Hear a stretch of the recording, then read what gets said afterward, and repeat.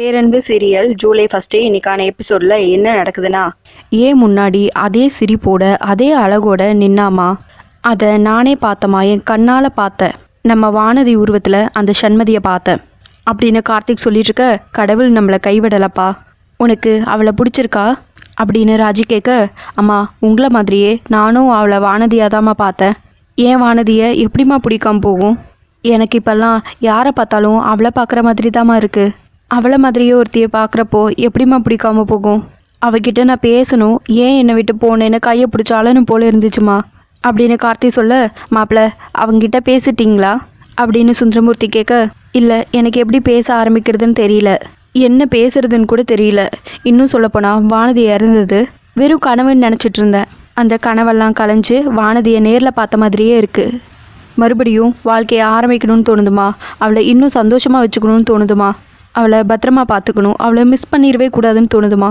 வானதியை இறந்ததுக்கு நான் தாம்மா காரணம். அவளை மாதிரியே இருக்கிற சண்மதியை மிஸ் பண்ணிடக்கூடாது அப்படின்னு கார்த்திக் ராஜியோட கையை பிடிச்சிட்டு அலறாங்க. நான் என்ன நினச்சனோ, நான் என்ன பேசணும்னு விரும்பினனோ அது எல்லாமே நீ பேசுகிற கார்த்திக், எனக்கு ரொம்ப சந்தோஷமாக இருக்குது. வானதி மாதிரியே ஒருத்திய நம்ம வேதனையை போக்க அனுப்பி வச்சிருக்கா. அவ தெய்வம்டா, நம்ம அலறுது அவ கேட்டிருக்கா, அவ நம்மளை கைவிடலை அப்படின்னு சொல்லிட்டு வானதி ஃபோட்டோவை பார்த்து கையெடுத்து கும்பிட்றாங்க ராஜி. அடுத்த நாள் காலையில் சுந்தரமூர்த்தி ராஜின்னு கூப்பிட்டே வராங்க. சம்மந்தி காலையிலேருந்து நான் தங்கச்சி மாவை பார்க்கவே இல்லையே, வீட்டில் இல்லையோ, ஃபோன் பண்ணி பாருங்க சம்மந்தின்னு சொல்ல, சரின்னு வாசனும் கால் பண்ணுறதுக்காக ஃபோன் எடுக்கிறாங்க. அந்த டைமில் ராஜி கோயிலேருந்து வீட்டுக்கு வராங்க. ராஜி கோயிலுக்கு போயிட்டு வந்தியா? சொல்லியிருந்தா நானும் வந்திருப்பேனேம்மா அப்படின்னு வாசன் சொல்ல, இல்லைங்க நான் நேரத்துலேயே போயிட்டேன், ராத்திரி பூரா தூக்கமே வரல, மனசு தவிச்சிட்டே இருந்துச்சு. என் கண்ணில் காட்டின வானதி மாதிரி இருக்கிற சண்மதியை எங்களுக்கு கொடுன்னு சாமிக்கிட்ட வேணுனேன், பிரகாரத்தை சுற்றுனேன், இப்போ தான் மனசுக்கு நிறைவாக இருக்குது. அண்ணன் கார்த்திக் சண்மதியை பற்றி எப்படியெல்லாம் பேசினான்னு பார்த்தீங்கல்ல, இனிமேலும் தாமதிக்கக்கூடாது. அந்த சண்மதி யார், அவங்க அப்பா அம்மா யாருன்னு விசாரிங்க அப்படின்னு ராஜி சொல்ல, விசாரிச்சிட்டோம் ராஜி, சண்மதியை பார்த்த அன்னைக்கே விசாரிச்சாச்சு அப்படின்னு வாசன் சொல்ல, ரொம்ப சந்தோஷங்க, உடனடியாக அவங்க வீட்டுக்கு போய் அப்படின்னு ஆரம்பிக்கிறதுக்குள்ளேயே போயிட்டு வந்தாச்சுமாங்கிறாங்க சுந்தரமூர்த்தி.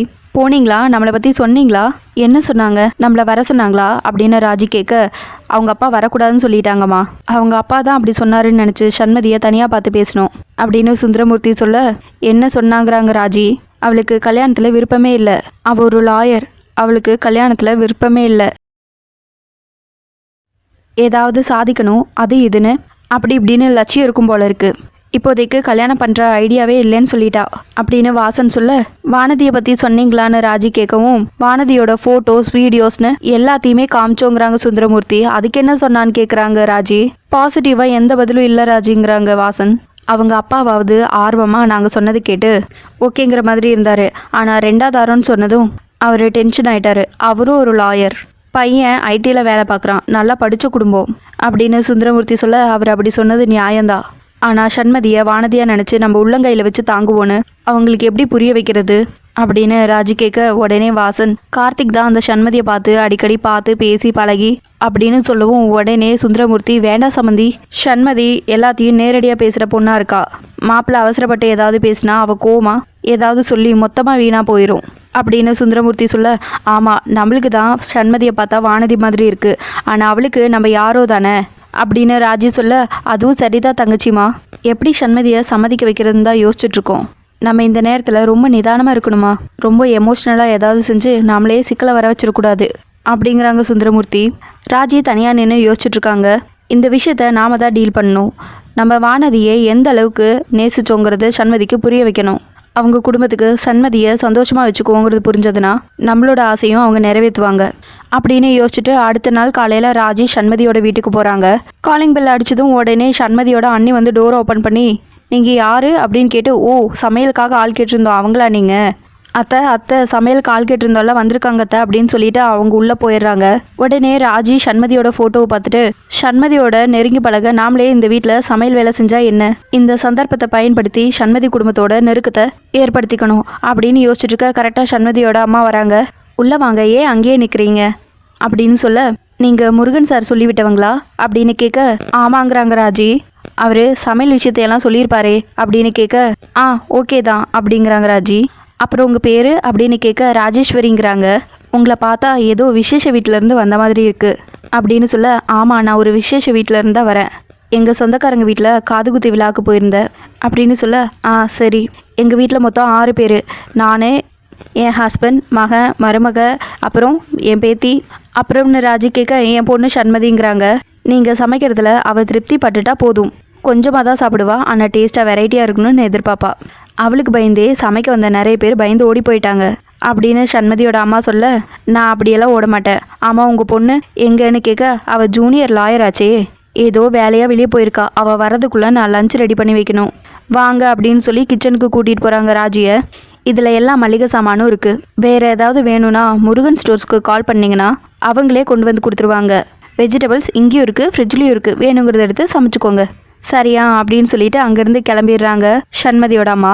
அங்கே இருக்கிற கேலண்டரையும் சண்மதியோட ஃபோட்டோவையும் பார்த்து, முருகா சண்மதியே எனக்கு மருமகளாக வரணும், சண்மதி உனக்காக நான் இங்கே இருந்து வேலை பார்க்க போகிறேன் அப்படின்னு சொல்லிட்டு ஸ்பீடாக சமையல் வேலையை ஸ்டார்ட் பண்ணுறாங்க ராஜி அப்படியே பழசையெல்லாம் யோசிச்சு பார்க்குறாங்க. வானதிக்கிட்ட அடுத்த ஜென்மம்னு ஒன்று இருந்தால் அங்கே நீ பணக்காரியாக பிறக்கணும், அங்கே வந்து நான் உனக்காக சமைச்சு போடணும் அப்படின்னு சொல்லியிருப்பாங்க. அதை யோசிச்சு பார்க்குறாங்க.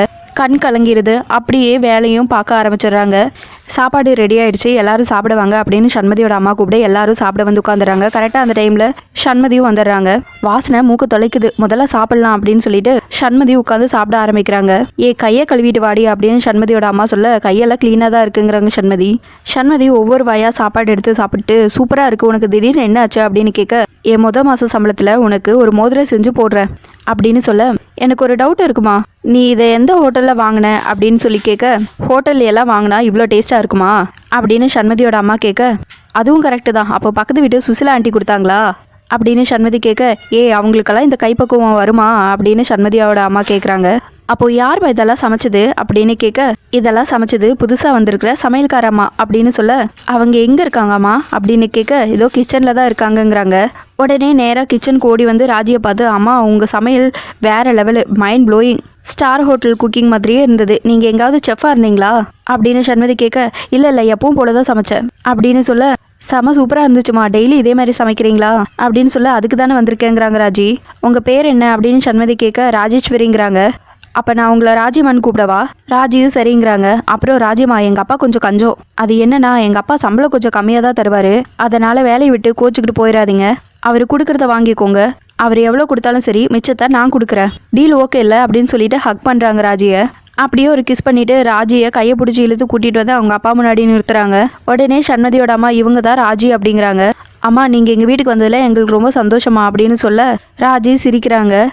நைட் எல்லா வேலையும் முடிச்சுட்டு ராஜி கிளம்பும்போது, அம்மா நான் கிளம்புறேன் அப்படின்னு சொல்லும்போது, ராஜேஸ்வரி அம்மா நில்லுங்க அப்படின்னுக்கிறாங்க சண்மதியோட அப்பா. நான் உங்ககிட்ட ஒன்று கேட்பேன், தப்பாக எடுத்துக்க மாட்டீங்களே அப்படின்னு சொல்லிட்டு இருக்க, சமையல் எதுவும் சரியில்லையான்னு ராஜி கேட்க, இல்லைம்மா சமையல் எல்லாம் சூப்பராக இருந்துச்சு, உங்களை பார்த்தா பெரிய குடும்பத்துக்கு சேர்ந்த மாதிரி இருக்கு, எப்படி இந்த சமையல் வேலைக்கு வந்தீங்க அப்படின்னு கேட்க, நீங்கள் சொல்கிறது சரிதான், எனக்குன்னு அருமையான ஒரு குடும்பம் இருக்குது, எனக்கு மருமகளாக வந்த தேவதை ஒரு விபத்தில் எங்களை தவிக்க விட்டுட்டு போயிட்டா, அவளை மறக்க முடியாமல் வேதனையில் தவிச்சிட்டு இருந்தேன், அவள் வருவாளான்னு எதிர்பார்த்துட்டே இருந்தேன், உடம்பும் மனசும் சோர்ந்து போச்சு, இப்படி வெளியில் வந்து 4 பேரை பார்த்தா மனசுக்கு ஆறுதலாக இருக்குன்னு தான் இங்கே வந்தேன் அப்படின்னு சொல்ல எபிசோட் முடிஞ்சிருச்சுங்க. இந்த வீடியோ பிடிச்சிருந்தா லைக் பண்ணுங்கள், ஷேர் பண்ணுங்கள், கமெண்ட் பண்ணுங்கள். தேங்க்யூ.